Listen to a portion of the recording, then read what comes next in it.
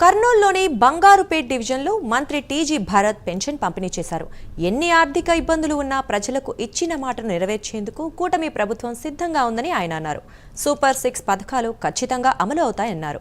తల్లికి వందనం కూడా త్వరలోనే ప్రారంభిస్తామని మంత్రి తెలిపారు. గత ప్రభుత్వం రాష్ట్ర ఆర్థిక పరిస్థితిని గాలికి వదిలేసిందని మంత్రి టీజీ భరత్ ఆరోపించారు. చాలా కష్టాలు ఉంది, ఫైనాన్షియల్ సిచ్యువేషన్ చాలా బ్యాడ్. ఎందుకంటారంటే previous government they didn't bother అన్నమాట. సో ఇవన్నీ సెట్ చేసుకుంటూ వస్తున్నాం. బట్ మాట ఇచ్చింది తప్పకుండా చేయాలని చంద్రబాబు గారు అలాగే ఎన్డీఏ గవర్నమెంట్ ఆలోచన చేసి మోస్ట్ ఇంపార్టెంట్ ఏవైతే సూపర్ 6లో ఉందో ఒక్కొక్కటిగా సార్ట్అవుట్ చేసుకుంటూ రావడం జరుగుతోంది.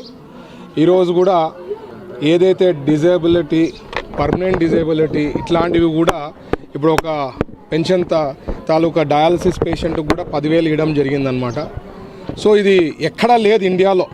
దాదాపు 3,000 కోట్ల పైన నాకు తెలిసి మంత్లీ ఎక్స్పెండిచర్ ఉంటుందన్నమాట గవర్నమెంట్కి.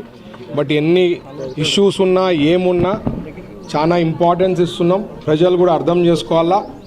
ఏదైతే సూపర్ 6 చెప్పామో అవన్నీ కూడా సార్ట్అవుట్ చేసే దాంట్లోనే ఉన్నాము.